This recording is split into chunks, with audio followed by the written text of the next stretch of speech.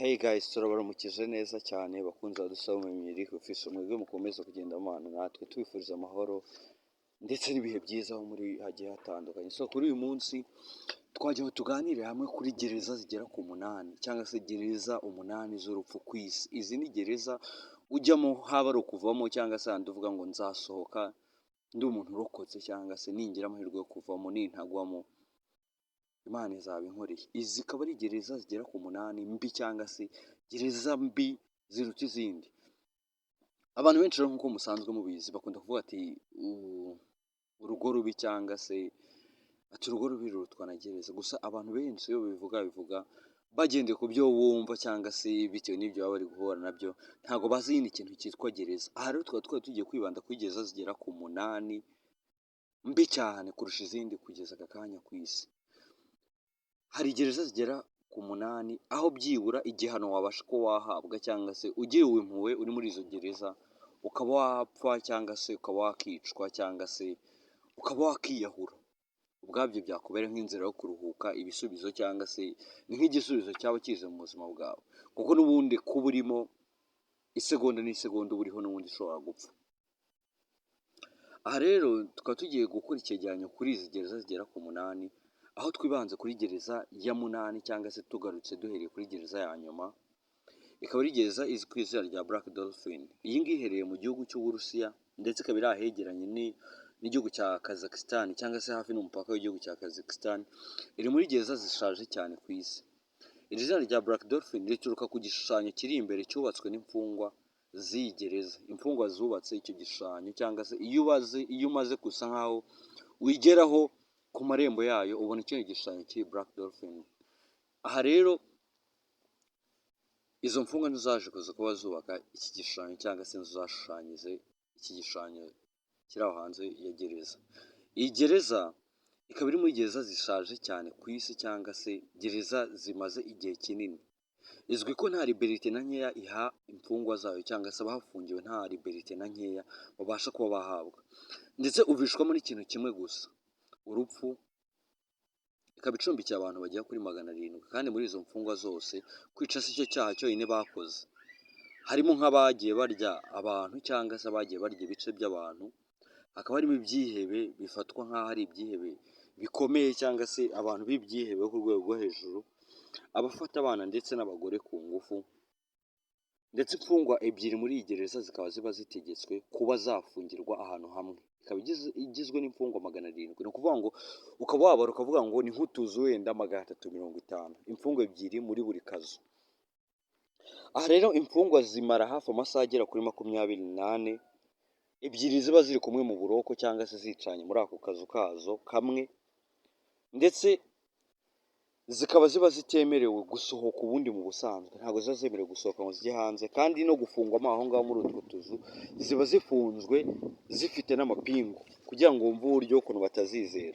Ndetse niyo bagize ngo barazidohoreye cyangwa se barazisohoye, zibasha kuba zasohoka zigafata akanya nk'isaha imwe. Byibura mu masaha 24 agize umunsi, amasaha 23 bayamara bari muri utwo tuzu cyangwa se muri ako kagereza bafungiwemo ari babiri. Isaha imwe bakayimara nabo bari gutembera mu tundi tugereza, barabahindura bakaba batembera mu tundi tugereza tundi turi aho ngaho. Kandi nabwo bagenda baziritse kugira ngo batarwana nyine cyangwa se batisaza ku bashinzwe umutekano cyangwa se bo ubwabo bakaba baserera. Ikindi bakanagenda baziritse amaso, bambitse icyo twakwita nka masike cyangwa se ikintu gituma batabasha kureba aho bari kujya, ku buryo nta n'uzatekereza gucika cyangwa se nta n'uzagira igitekerezo cyo kuba yacika ino gereza, atabona inzira cyangwa se atazabasha kuba yabona n'uburyo yazabasha kuba yabacika.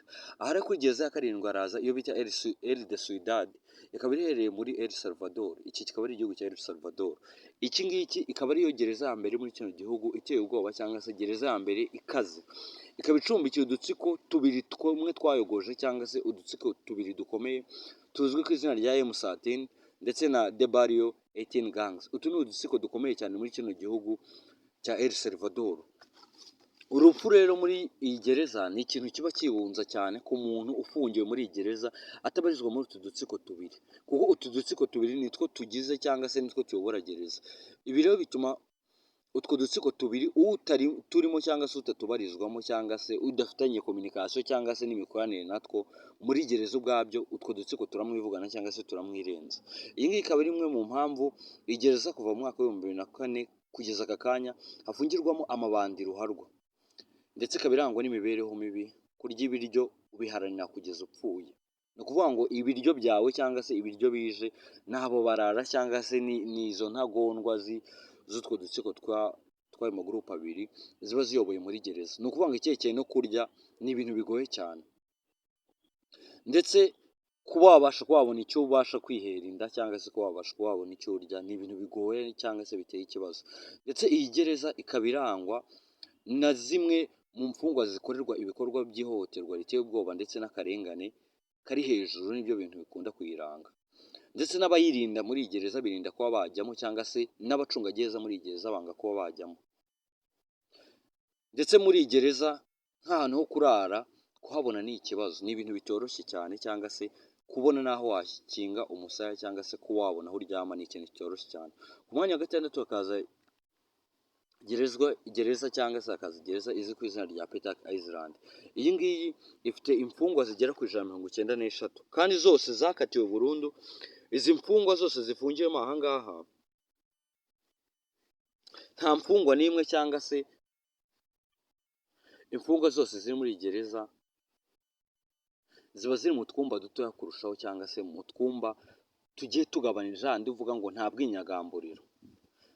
Ndetse imfungwa muri iyi gereza zimara hafi amasaha agera kuri 23 ziboshye cyangwa se nta bwinyagamburiro. Ndetse muri iyi gereza abantu benshi bakaba bahabwa nta tuwarete cyangwa se nta buryo bwo kuvuga ngo abantu babona umusarani cyangwa se uburyo bwo kwihagarika. Aha dore ko imfungwa nyinshi zikunda kujya mu twitwa ko ari twavuga ngo ni nk'utudobo, cyangwa se banyara cyangwa se bakicuma mu tudobo. Ndetse no kuryama muri iyi gereza cyangwa se kuba wabona aho ukinga umusaya ni ikintu kitoroshye cyane. Noneho cyitwa ko naho ari icyerekeye n'ibyo kurya ni ikintu kitoroshye, bigendeye no kuri iryo hohoterwa cyangwa se uburyo ukuntu imfungwa zirangwa muri iyi gereza, ibyaha biba bifite ziba zigiye zihambaye, bikarangwamo n'ihohoterwa riteye ubwoba, kuko abanyembaraga ntoya basagarirwa cyangwa se bakugirwa nabi n'abo bantu bandi b'ibyihebe barimo bafite ingufu nyinshi. Aha ngaha ku mwanya wa gatanu hakaba haza gereza yo mu Rwanda, ikaba ari gereza izwi ku izina rya Gitarama Central Prison. Iyi ngiyi rero ikaba ari gereza iri muri gereza 8 ziteye ubwoba, cyangwa se gereza 8 mbi kurushaho ku isi kugeza aka kanya. Dore ko iyi gereza umwanya w'abantu 1300 ugibwamo n'abantu 8,000. Ni ukuvuga ngo gereza umwanya w'abantu 1300 ababa bayirimo ni 8,000. Birumvikana ko ikubye hafi inshuro zirenga 6 uteranyijeho hafi na 200 gutyo. Abantu babaye bwinshi cyangwa se abantu ni benshi. Muri gereza kubona aho ukinga umusaya ni inzozi. Ni ukuri guhagaze umunsi wose. Benshi bagiye bitaba Imana bigendeye ku ndwara zituruka nko ku mwanda, ndetse n'inzara itoroshye cyangwa se n'ibibazo byerekeye no kurya. Ndetse muri iyi gereza iyo ugize umwaka ugakomereka ukagira nk'indwara izwi ku izina rya gangrene ikagufata, iyo badaciye icyo gice cy'umubiri yaje kuza kubigufataho cyangwa se cyaje kuza kuba gikomereka, urapfa cyangwa se wowe ubwawe ukakireba cya gice kigenda gicika ku mubiri. Mu mwaka washize iyi gereza abagera kuri 200 mu Rwanda, cyangwa se abagera ku 2,000 muri gereza mu Rwanda baje kuza kuba bitaba Imana. Gusa benshi baje kuza kuba bitaba Imana bakaba baraguye barababarizwaga cyangwa se barabarizwa muri gereza ya Gitarama Central Prison. Ibi ngibi rero bigenda biba bibi kurushaho, kuko nko mu minsi yashize cyangwa se mu gihe gito gishize byaje kuza kumvikana ko bitewe n'ibibazo by'inzara cyangwa se bitewe n'ibibazo by'imibereho muri iyi gereza abantu baje kuza gutangira kuryana, cyangwa se abantu bamwe baje kuza kuba barya abandi. Akaba rero ku mwanya wa 4 haza izwi ku izina rya Jordan. Iyi ngiyi rero ikaba ibarizwa mu gihugu cya Georgia. Mu mwaka wa 2012 haje kuza gusohoka video yerekanaga uko imfungwa zikubitwa cyane bakazirohamisha ndetse bakanazivuna amagufa. Iyi ngiyi ikaba ari gereza aho umwe mu mfungwa mu mwaka wa 2013 yaje kuza kuba avuga uburyo bw'ukuntu yakubiswe akavunwa amagufa ndetse bakamukura amenyo bakamumena n'agahanga. Iyi rero ikaba ari gereza iri imwe muri gereza nayo zitoroshye cyangwa se iza ku mwanya wa kane muri gereza ziteye ubwoba ku isi, dore ko nk'iyo mfungwa yaje kuza kubivuga ngo barayikubise kugera n'aho igice kimwe cy'urubavu rumwe barukubita rukangirika biteye ubwoba rugasa nk'uruvunitse. Iyi rero muri iyo video yaje kuza kuba isohoka mu mwaka w'ibihumbi bibiri na cumi na kabiri, ikaba yari yafashwe n'umwe mu bacungagereza cyangwa se n'umwe mu bashinzwe umutekano muri iyo gereza mu rwego rwo kwerekana uburyo ukuntu iyo gereza imfungwa cyangwa se abafungiye babayeho nabi kandi bakorerwa ibikorwa by'urugomo cyangwa se ibikorwa byo kubangiza ku rwego rwo hejuru. Ku mwanya wa gatatu hakaba haza gereza izwi ku izina rya Mendoza Prison. Iyi gereza rero ikaba ibarizwa mu gihugu cya Argentine, aho 90 mu banyabyaha cyangwa se 90 mu banyabyaha karundura bo mu gihugu cya Argentine niho bafungirwa. Iyi gereza rero imfungwa nyinshi ziyifungiyemo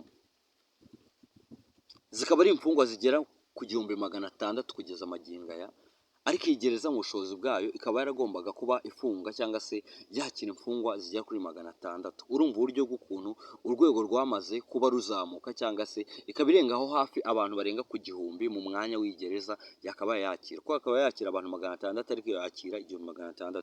Nta bitanda bibarizwa muri iyi gereza, kuryama hasi cyangwa se gahunda ni ukuryama hasi, abantu bakaba baryama aho babonye, ndetse nta toilette, ni ukujya mu masashe cyangwa se babasha kuba banya cyangwa se bakanyara mu byitwa ko ari amashashi. Ndetse muri iyi gereza yose ni umwanda, kandi n'ibiryo bahabwa ni icyondo ndetse n'umwanda uri aho ngaho utabasha kuba wagira icyo bafasha. Abadafite umutima ukomeye cyangwa se abatabashije kuba babasha kugira umutima ukomeye, benshi bariyahura cyangwa se abandi bake muri bo basigaye bakaba bakicwa n'inzara. Aha rero tukaba tugeze kuri gereza ya kabiri cyangwa se gereza imwe ya kabiri iteye ubwoba ku isi, cyangwa se gereza imwe ya kabiri irenze ku isi, ikaba izwi ku izina rya Diyarbakir. Iyi ikaba iherereye mu gihugu cya Turukiya, ahagera mu mwaka w'igihumbi magana cyenda mirongo inani ndetse mu mwaka w'igihumbi magana cyenda na mirongo icyenda. Iyi ngiyi yari gereza yari iya mbere kugeza icyo gihe muri gereza zari ziteye ubwoba, cyangwa se gereza yakorerwagamo ibikorwa by'urugomo ndetse n'ubwicanyi buteye ubwoba, itotezwa ndetse aho imfungwa zahuraga n'ibikorwa bitazoroheye. Iyi gereza icyo gihe ikaba yarazaga ku mwanya wa mbere muri icyo gihe, dore ko imfungwa zakubitwaga ku rwego rwo hejuru, bakanatwikwa ndetse bakategekwa no koga mu mwanda cyangwa se kwivuruguta mu mwanda. Imfungwa nyuma y'iminsi mikeya cyangwa se mu minsi mike ishize, imfungwa zigera kuri 4 zaje kuza kwitwika, cyangwa se imfungwa zigera kuri 4 zaje kuza kuba zitwika.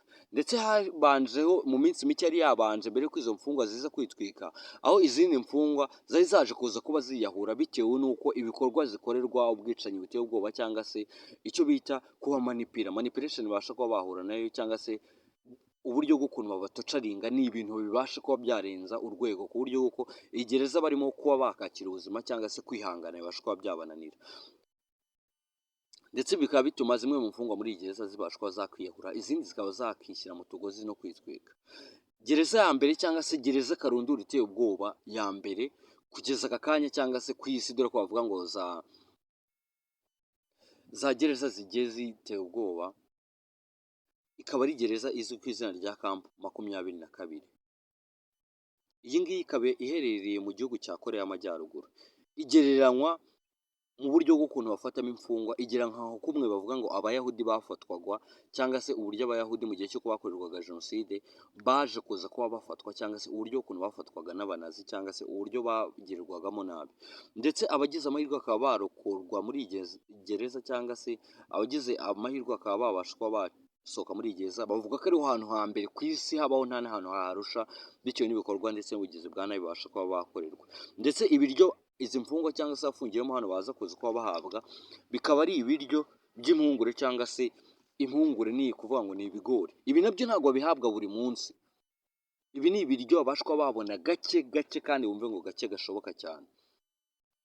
Ndetse imfungwa muri iyi gereza zikaba zigenda zitoragura tumwe mu dusimba tubarizwa muri iyi gereza, aho bagenda batora nk'imbeba, bakaba bazifata bakagenda bazica, cyangwa se bakaba bajya bazishyira kuri utwo tugori baba barya. Naho imfungwa ugasanga zirya imbeba ari mbisi, cyangwa se zidatetse, cyangwa se bakabanza akayifata akayica agahita yirya ako kanya. Ndetse bakaba bagenda bafatana tumwe mu dukoko tugenda turangwamo aho, ubwo niba ari nk'utunyenzi cyangwa se utundi dusimba tundi turi aho, bakaba badufata bakaba baduhekenya, cyangwa se bakadushyira kuri icyo kigori baba bagize amahirwe ko bahabwa rimwe na rimwe, nabyo bitari buri munsi. Ndetse abagera kuri 20 cyangwa se 25 muri iyo gereza barapfa mu gihe cy'umwaka. Iyi gereza rero ikaba ari gereza izwi ku kuba icumbikiye abagera hafi ku bihumbi 200.